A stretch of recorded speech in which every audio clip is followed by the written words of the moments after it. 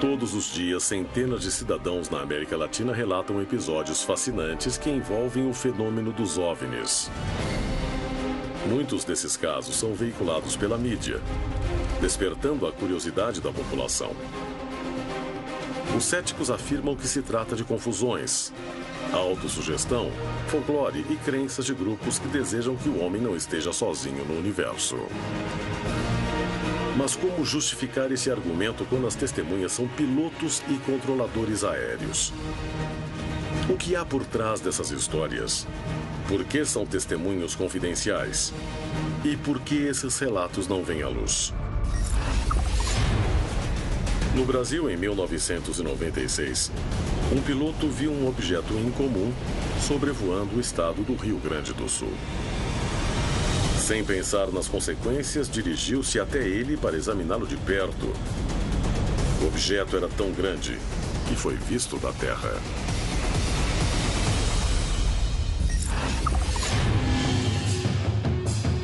Na Argentina, um investigador analisa um dos casos mais impressionantes ocorridos numa base militar. 40 anos depois de ocorrido o fato, ele procura saber o que os radares registraram e o que viu o piloto militar que sobrevoou o objeto. No México, em 2009, o presidente Obama estava em viagem oficial ao Distrito Federal, quando vários objetos estranhos foram fotografados enquanto sobrevoavam o Air Force One.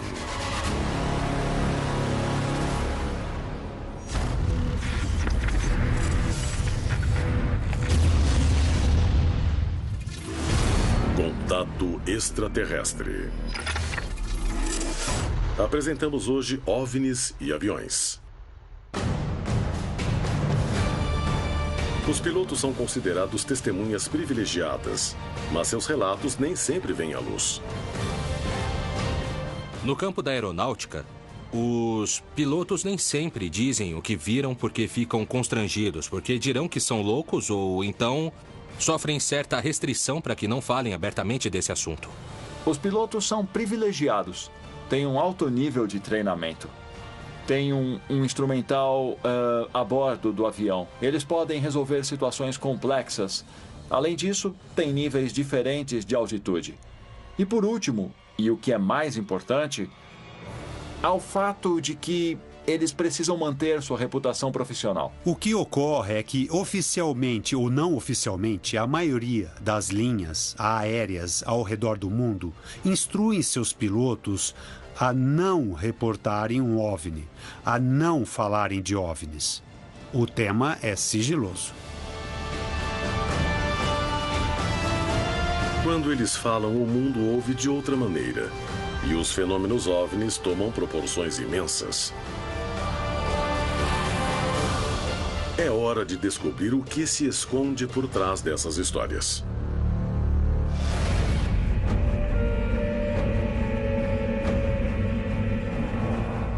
Em uma tranquila manhã de 1996, Haroldo realizava um voo de rotina a bordo de seu avião particular. Estava prestes a voar perto de um dos objetos mais estranhos jamais vistos na região. Tendo sido piloto de acrobacias, não hesitou em fazer manobras arriscadas para se aproximar e examinar o OVNI.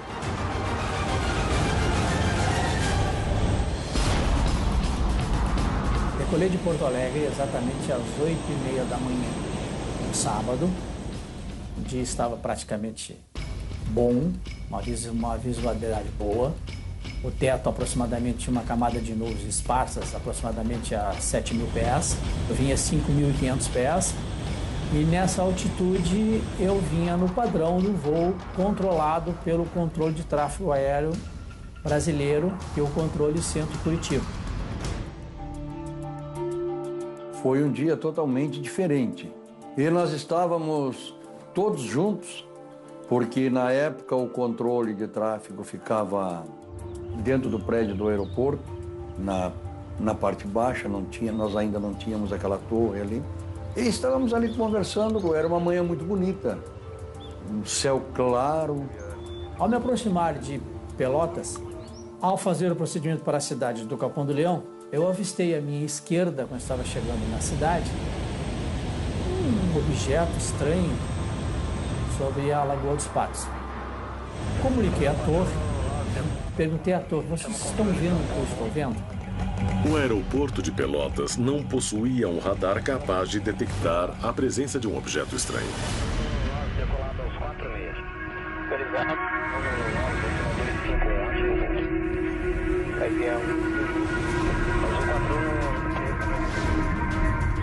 E nós conversando, de repente, nós olhamos em direção à lagoa. O que visualizamos nos deixou um pouco impressionados. Porque era uma sombra muito grande, não temos detalhes, maiores detalhes, digamos assim, do que poderia ser, mas era algo notadamente muito grande, creio que mais ou menos, aproximadamente o tamanho de um estádio de futebol. Eles puderam ver o objeto do chão, apesar de estarem longe do aeroporto. Nos aeroportos são obrigados a ter uns binóculos de grande visão distante. Então o controlador de voo, na época, pegou o binóculo e disse, o que é aquilo? E eu me desloquei até o local para verificar o que era. Chegando próximo ao objeto, eu me deparei com um objeto como piloto, já tinha praticamente 20 anos de voo. Um objeto totalmente estranho, totalmente anormal do que eu estava acostumado a visualizar. Comuniquei ao pessoal da torre, vocês estão vendo o que eu estou vendo? O pessoal falou, sim, o que é isso, Haroldo? Eu digo, não sei, eu vou olhar. O que a gente pode dizer que nós notamos de diferente é que ela era, além do tamanho descomunal que nós podíamos ver dali, ela tinha uma a formação dela era como se fosse uma pirâmide. Haroldo decidiu se aproximar do objeto para examiná-lo. Seu pequeno avião se dirigiu a algo desconhecido, que o superava em tamanho e, possivelmente, em tecnologia.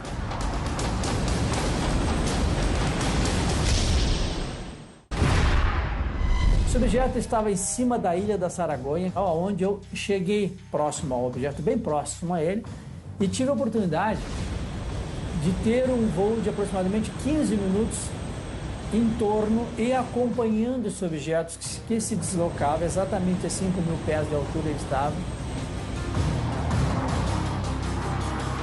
O piloto manobrava com muito cuidado, tentando aproximar-se cada vez mais do intrigante objeto. Dei 1, 2, 3, 4, 5 voltas em torno do objeto, com o privilégio de poder ir em cima e embaixo, várias vezes acompanhando o objeto.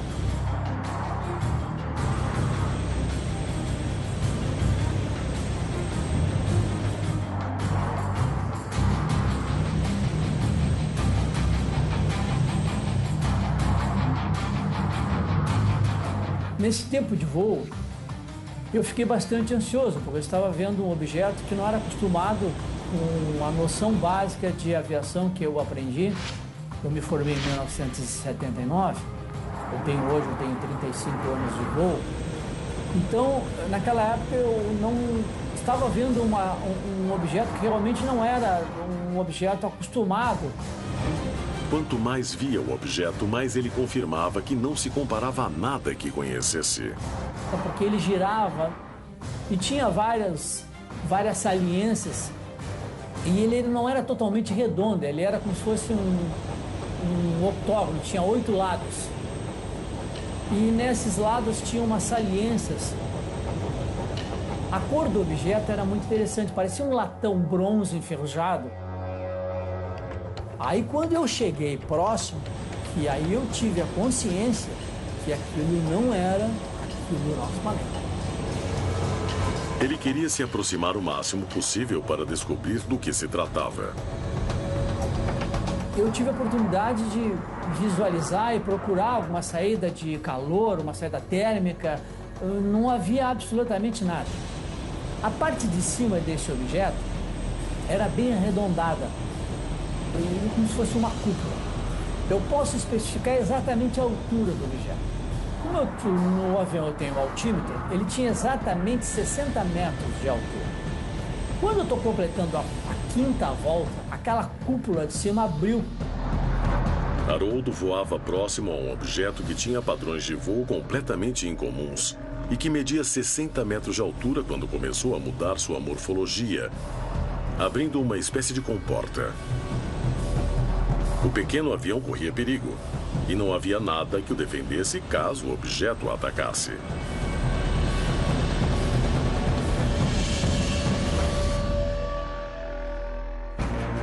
As histórias de avistamentos envolvendo pilotos e controladores aéreos se repetem por todo o continente.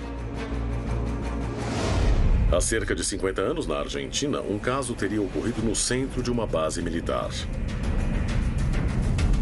Existiriam provas físicas da presença e da interação de uma suposta nave extraterrestre com um avião da Marinha Argentina. O jornalista Jorge Marron está disposto a descobrir se o caso se deu tal como relata a imprensa, com o fim de determinar o que exatamente ocorreu na base naval de Punta Índio, em Buenos Aires, em 1965.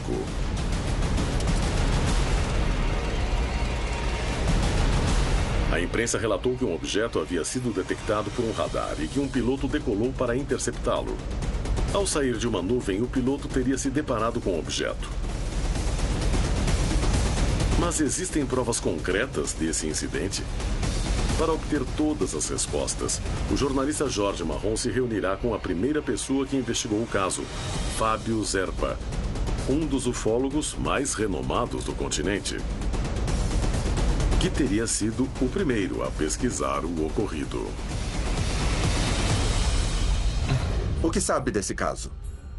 Bom, foi um caso que, para nós, foi exemplar na ufologia mundial, porque havia um bip no radar da base de Punta Índio que já estava lá havia muito tempo e chamava a atenção.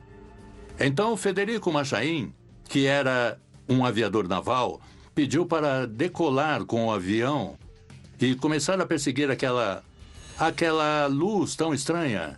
Lembro que o controlador de voo o instruía. Olha, está à sua direita. Então ele virava para a direita e não estava mais. Disse, não está à sua esquerda. Ele virou para a esquerda e não estava mais à esquerda.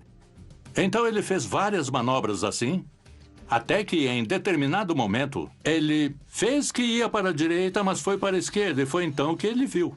Foi o primeiro piloto militar, até onde eu tenho conhecimento, que viu um OVNI muito de perto. Por que este caso é tão importante para o senhor? Porque uma base naval de um país aceitou a realidade dos OVNIs quando o captaram fisicamente no radar de uma base naval. E isso é muito importante. Houve uma investigação oficial e a que resultado chegou? Quem fez a investigação oficial foi o capitão Pagani. A versão oficial foi dada pelo próprio chefe do Departamento de OVNIs da Marinha de Guerra Argentina. E o que concluíram? O que disseram? Disseram que era verdade. Verdade? E isso permitiu que o caso fosse difundido e que o nomeássemos. Qual é sua teoria sobre esse objeto que apareceu? Que era uma nave extraterrestre. O encontro com o respeitado ufólogo Fábio Zerpa revela que o caso envolveu várias testemunhas e especialistas que não puderam explicar o fenômeno que observaram. Ele está convencido de que era um objeto tecnológico de origem não planetária. Em 1965, o piloto afirmou ter visto por um instante uma luz estranha na parte posterior de seu avião. Pode ter sido um erro causado pela escassa visibilidade que ele tinha numa zona nebulosa? É hora de investigar mais a fundo o que há por trás dessa história. O que dizem os especialistas? Jorge Marron está disposto a descartar todas as possibilidades até chegar à verdade sobre esse caso.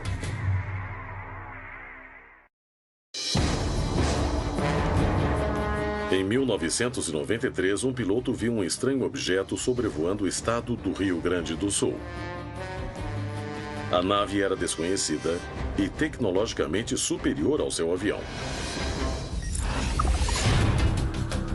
Na Argentina, um investigador reexamina a suposta aparição de um OVNI numa base naval da aeronáutica. Sua missão é descobrir a verdade sobre essa história. No México, em 2009, o presidente Obama visitava oficialmente o país quando vários estranhos objetos foram observados e fotografados sobrevoando o Air Force One.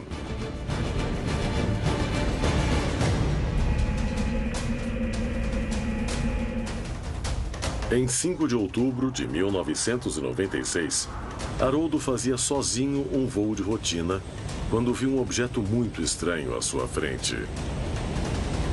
Imediatamente avisou a torre de controle, de onde puderam ver a enorme sombra que pairava sobre a região. Quando se aproximou para examiná-lo melhor, o OVNI começou a abrir uma comporta.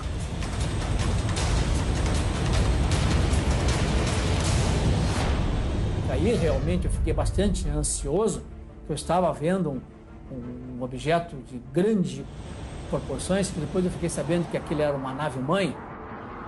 Lá de dentro saiu um objeto, aí todo mundo conhece, o famoso disco voador, que sabe, o formato de 2 pratos colados, saiu parado, inclinou a 45 graus e uma velocidade fantástica. Eu calculo aproximadamente Mach 10. Haroldo não hesitou em se aproximar cada vez mais para examiná-lo. Está aberto agora. Agora eu vou olhar para dentro do objeto. Aumentei a potência do avião, ganhei velocidade, foi aproximadamente 130 nós. Quando estou ganhando velocidade para ultrapassar por cima dele, aí ele começou a girar um pouco mais rápido, e saiu da parte do meio, na parte aberta, um facho de luz bem avermelhado, quase que bordou bem forte, assim, uma espécie de batom. Aquela luz ia espaço afora, ele girou mais rápido.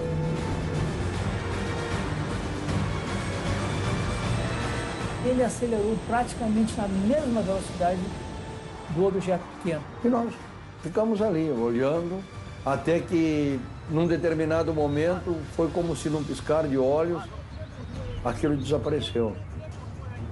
Estava parado, e quando nós ficamos olhando, quando de repente veio, cadê? Para onde foi? Olhamos para tudo que era lado e não vimos mais. A torre de controle perdeu totalmente o contato visual com o objeto. Haroldo teria mesmo corrido perigo de vida?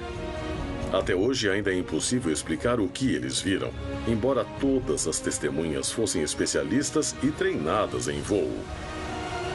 Além disso, suas descrições são idênticas. Tratava-se de algum tipo de tecnologia secreta? Ou podia realmente ser uma espaçonave? O evento de 5 de outubro de 1996 coincide com muitas experiências que milhares de testemunhas relatam em todo o continente. E como em outros casos, não restam dúvidas de que algo estranho ocorreu, embora não se possa explicar exatamente do que se tratava. A América Latina conta com vários organismos oficiais que se dedicam a investigar o fenômeno OVNI. Países como Chile, Uruguai, Argentina, Brasil e Peru destinaram fundos para descobrir o que se esconde por trás desses avistamentos. No entanto, as informações nem sempre são divulgadas. Por que são ocultadas? O que há por trás das investigações oficiais? Por que motivos esse tema é investigado oficialmente? O primeiro, o principal, é tentar determinar ou explicar algo que contraria tudo que se conhece ou que surge e não se pode classificar. Nós sabemos que os Estados Unidos tinha o projeto Blue Book, Livro Azul, que foi de 1951 a 1969. Evidentemente, em consequência também, no ponto de vista, em consequência da Guerra Fria. Muitos céticos relacionam o fenômeno OVNI com a Guerra Fria. Mas como se justifica que 25 anos após o fim desse conflito, países pacíficos como os latino-americanos continuem a investigá-lo de perto? E mais, por que o fazem em segredo? Se admitirmos por um instante que existe um fenômeno fora do comum, que tem a tecnologia e a propulsão que estamos vendo e que as testemunhas relatam, a principal prioridade do governo, ou dos governos, é se apropriar dessa informação. E, é claro, mantê-la em segredo. Embora alguns governos digam que não, estou convencida de que é um assunto de segurança nacional. Isto por um lado. Mas, por outro lado, temos astronautas controladores de voo relatando esses objetos não identificados. Mas muitos governos preferem negar tudo e afirmar que não existem. Sem dúvida, o fenômeno OVNI é investigado oficialmente em muitos países, que admitem que essas manifestações são reais. No entanto, esses documentos não são divulgados, despertando todo tipo de suspeitas entre a comunidade. Qual é a origem desses incidentes? Os governos sabem a resposta e a ocultam? Ou ignoram do que se trata? A América Latina abriga centenas dessas histórias e é hora de conhecê-las. Em 1965, uma base aérea da Marinha Argentina se viu envolvida em um incidente quando um objeto foi detectado pelos radares e finalmente visto por um piloto em seu avião. A maioria das principais testemunhas já morreu, mas existem relatórios e investigações em torno do caso. O jornalista Jorge Marrom vai à redação da revista Match One, órgão oficial de difusão da aviação naval argentina.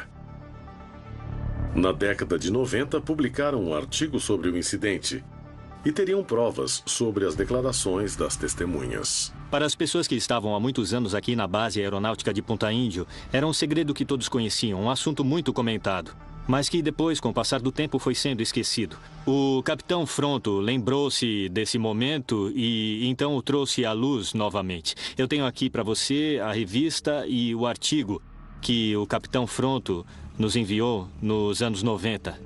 Esse é o documento original que estava no arquivo da revista, assinado pelo próprio capitão, e que narra o evento tal como a nota transcrita. O informe do chefe da base diz que o piloto não sabia o que tinha diante de si e que relatou que depois de sair de uma nuvem, viu uma luz à direita que logo desapareceu. Esse fenômeno atmosférico podia ter relação com o incidente. A nuvem poderia ter causado a anomalia no radar e a luz que o piloto avistou? Para tentar esclarecer essa questão, o investigador se reúne com Luciano Vidal, do Serviço Meteorológico Nacional. Segundo testemunhas, o tipo de nuvem que Machain cruzou foi um cúmulo-nimbo. Essas nuvens, elas geralmente estão relacionadas com violentas correntes ascendentes e descendentes, ou seja, o ar que está subindo e baixando constantemente dentro da nuvem. Pelas descrições que o piloto deu, pode ter cruzado esse tipo de nuvem? O que chama um pouco a minha atenção é o fato do piloto alegar que atravessou a nuvem em menos de 1 minuto. Tendo em conta o tipo de avião, um avião pequeno, de treinamento, movido a hélice, exposto aos riscos desse tipo de nuvem, seria muito difícil que pudesse sair dela são e salvo. A explicação do meteorologista enfraquece a teoria de que o fato pode ser explicado por uma nuvem cúmulo-nimbo. E assim o jornalista decide continuar investigando.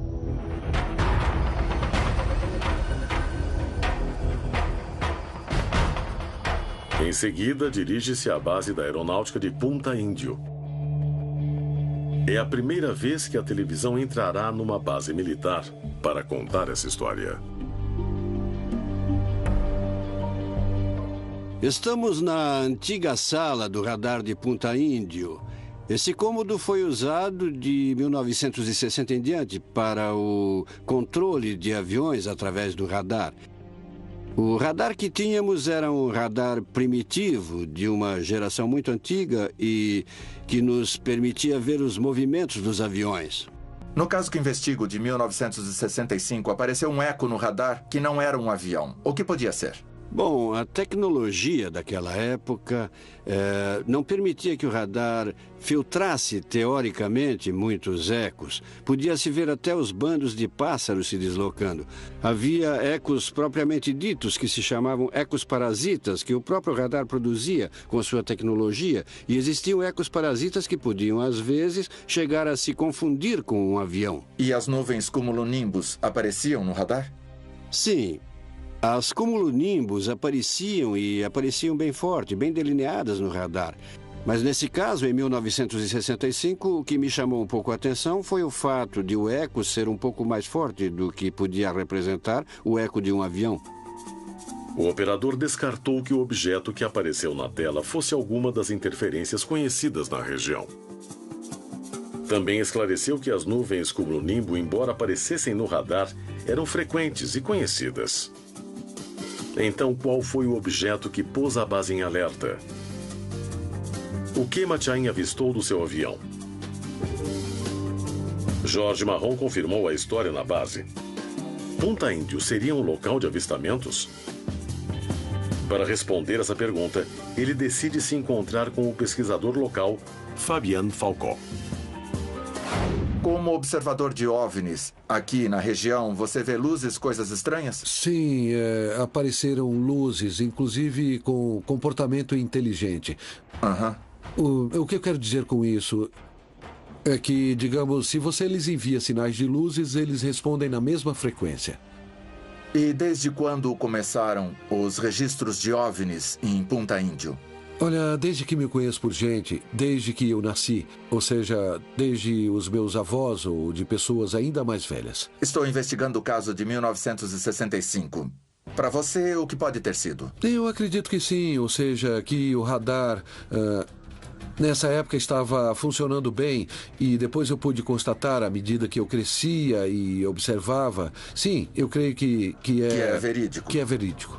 Fabien Falcó confirmou que Punta Índio é uma zona de avistamentos frequentes. Cada prova obtida por Jorge Marron confirma a natureza estranha desse incidente.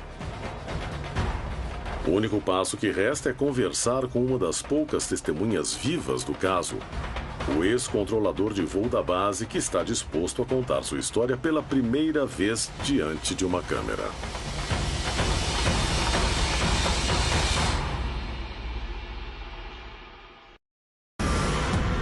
Quem ou o que invade o espaço aéreo de diferentes países? No México, em 2009, o presidente Obama visitava oficialmente o país, quando várias testemunhas qualificadas observaram e fotografaram estranhos objetos sobrevoando o Air Force One. O jornalista Jorge Marron investiga um dos primeiros casos do país e do continente envolvendo testemunhas militares. Numa base da aeronáutica, um OVNI foi visto na tela do radar e um piloto foi enviado para perseguir a fonte da anomalia. Uma das poucas testemunhas vivas do caso, o controlador de voo Esteban Falcó, aguarda Jorge Marron para narrar pessoalmente o que ocorreu naquele dia. Como foi aquele momento que viveu? Bom, eu estava na torre de controle e alguém me disse que um objeto tinha sido visto no radar. Então nós descemos ao quarto andar, onde ficava o radar, e um avião estava voando, fazendo voo por instrumentos. E o tempo estava como está agora, assim todo nublado, o teto baixo. E então vimos o eco na tela. Mas naquele dia, o eco apareceu muito mais forte. Quero dizer, apareceu forte na tela. Mais forte do que o eco do avião. Muito mais forte. Interessante. E o que significa o eco ser mais forte? Por uma questão de volume, de tamanho? Por quê? Não, tamanho eu não sei, mas, sabe, deve ser alguma outra coisa que provocou isso. Olha, que lhe dá mais força, eu não sei. Mandamos o avião até onde estava esse objeto e em 2 giros que fez a agulha... Sim. Ele desapareceu. Uma velocidade impressionante. Desapareceu em segundos. E pôde ver isso no radar? No radar. Antes disso, havia ficado parado como se tivesse uma nuvem em cima. Quando o avião estava a cerca de 1000 metros do objeto, esse objeto desapareceu. Que oficiais observaram o radar e que comentários fizeram? Bom, o chefe de tráfego que estava lá naquele momento desceu para ver o que estava acontecendo. Foi chamado. Sim. Ele examinou o radar e estava normal. Os técnicos acharam normal. Uhum. Eles disseram que não podia ser. O operador disse, senhor, eu estou vendo. Era uma coisa inédita, porque o operador disse, nunca vimos isso. O que comentaram no momento em que viram o radar? Bom, o operador disse que era um objeto não identificado, porque ele o chamava como se fosse um avião, e ninguém respondia. Então ficou sendo como um objeto voador não identificado. Um objeto não identificado. O que ocorreu no céu de Punta Índio, na Argentina, continua um mistério. Mas Jorge Marrone confirmou que imagens estranhas apareceram no radar da base da aeronáutica e que até hoje não é possível explicar cientificamente o que ocorreu. O que podia ter sido esse objeto voador não identificado? Muitas vezes são civis que observam e relatam esse tipo de incidente. Mas dessa vez, as testemunhas eram membros de uma base militar. E essa experiência ultrapassou as fronteiras da instituição. O que fazia essa tecnologia sobrevoando um local de alta segurança? Por que nenhum especialista consegue dar uma explicação do que aconteceu? Incidentes semelhantes continuam sendo relatados quase 50 anos depois de ocorrido este fato em particular. Se fosse uma tecnologia terrestre, por que não parece ter evoluído nos últimos 50 anos?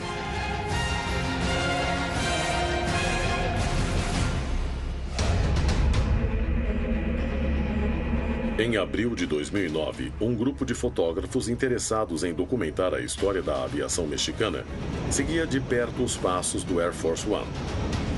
E suas câmeras estavam prestes a registrar um evento histórico.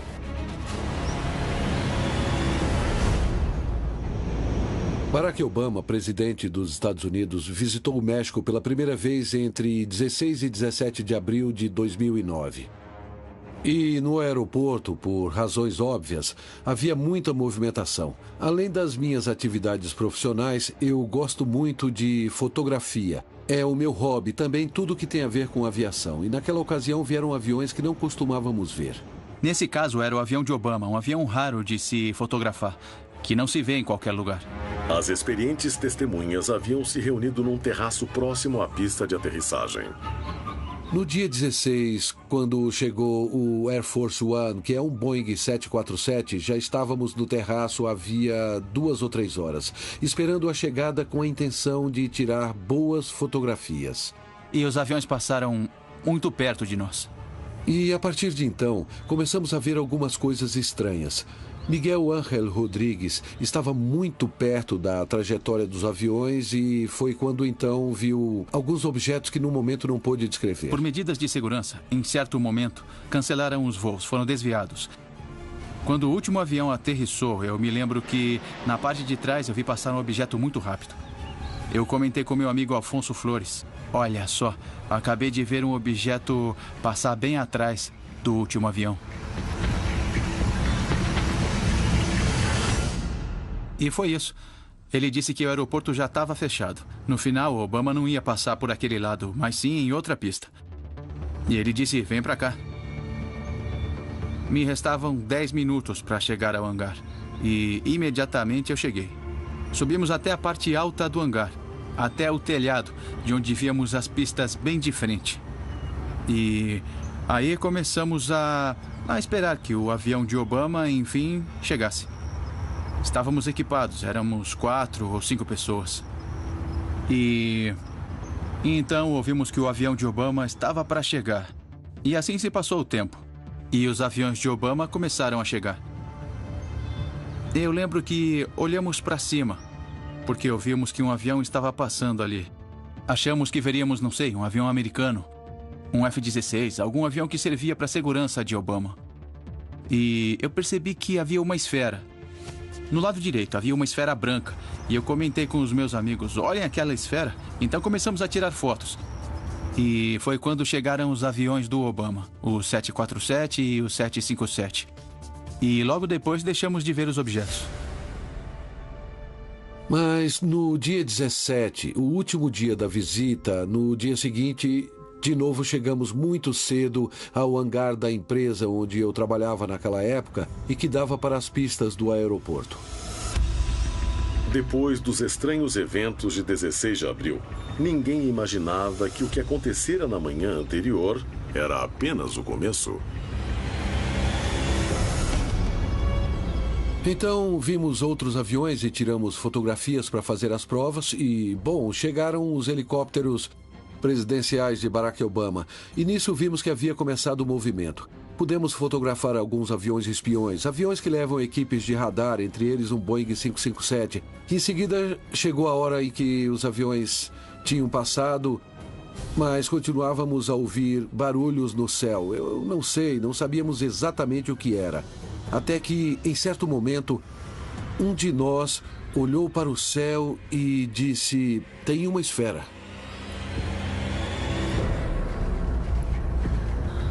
E então nós também começamos a olhar para o céu e efetivamente vimos o que parecia ser uma esfera que estava se movendo no mesmo lugar, não se deslocava, mas não era um ponto fixo, tinha um ligeiro movimento. Posteriormente, vimos aparecer uma segunda esfera. E assim somaram 4 esferas no total. As experientes testemunhas perceberam que o incidente do dia anterior não havia sido casual. Minutos antes de o avião decolar, 4 esferas de origem desconhecida sobrevoavam, pela segunda vez em 24 horas, o Air Force One.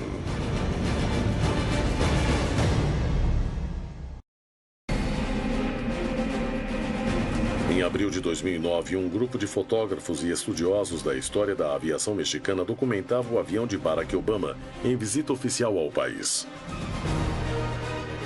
Durante as 24 horas que durou sua estada, o Air Force One esteve cercado por estranhos objetos durante sua chegada e, novamente, durante sua partida.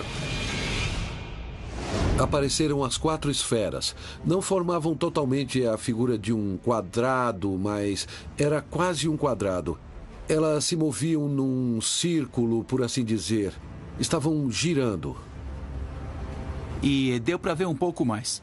De fato, nas fotos que eu tirei, na última foto que é a melhor, vemos 4 pontos que estavam parados lá em cima. O piloto foi cético. Quando começamos a ver as esferas, ele disse: "São balões", e nós, com as lentes das câmeras, olhávamos as esferas e não víamos nada que se parecesse com um balão. E em seu ceticismo, ele disse: "Eu vou até meu carro buscar um par de binóculos, desses que têm estabilizadores." E foi buscá-los, e quando voltou, ele focou um dos objetos. Parou de fazer os mesmos comentários. Ficou totalmente surpreso e disse: "Isso não tem nenhum aspecto de um balão e nem parece com nenhum tipo de aeronave. E não era um helicóptero pela altura que estava." O grupo se conscientizou de que eram testemunhas de um evento único. 4 esferas de origem desconhecida sobrevoavam a área em que estava para decolar o avião mais vigiado do mundo, o Air Force One.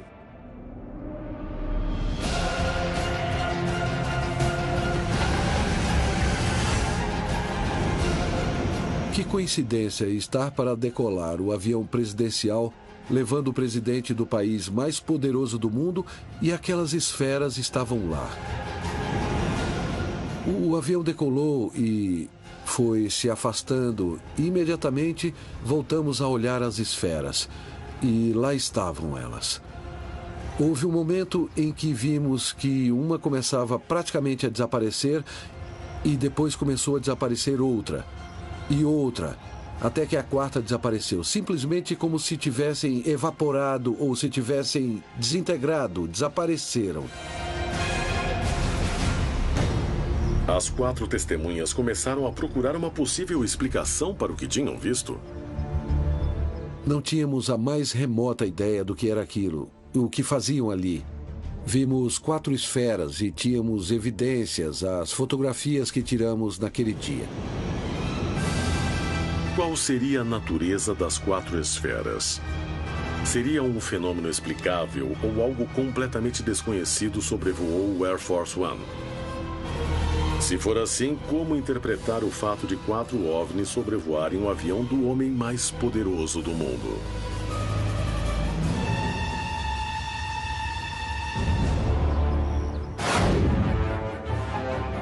Esses incidentes alarmam os governos que investigam esses relatos.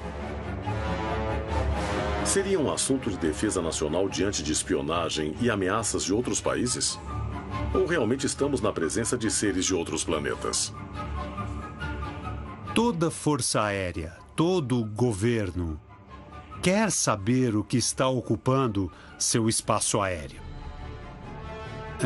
Não acontece a situação em que um controlador de tráfego aéreo detecta algo no radar ou um piloto vê algo e o governo diz: não estamos interessados. É claro que os governos estão interessados nos OVNIs, ou seja lá o que forem, na verdade. As Forças Armadas, e especificamente as Forças Aéreas, investigam isso com equipamentos hoje sofisticados para saber se poderá ser um vetor desconhecido, um avião mesmo, né? Um balão, um satélite, fazendo espionagem de áreas estratégicas. A maior ameaça, em termos de defesa nacional, vem a ser essa. A hipótese sobre segredos de segurança nacional explicaria a duração da confidencialidade por algum tempo. Mas como interpretar que o silêncio e o sigilo se mantenham décadas depois de ocorridos os incidentes?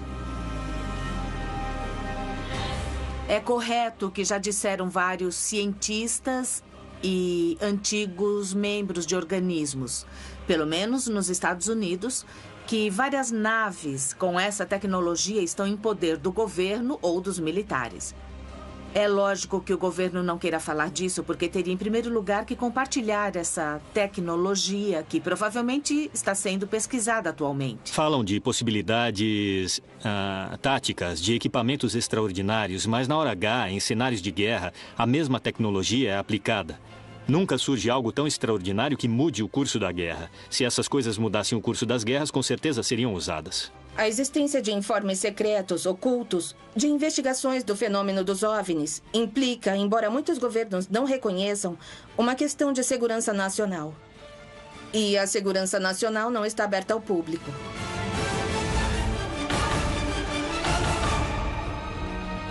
Segurança nacional e retroengenharia são algumas das teorias que explicariam o silêncio em torno das investigações oficiais sobre o fenômeno dos OVNIs.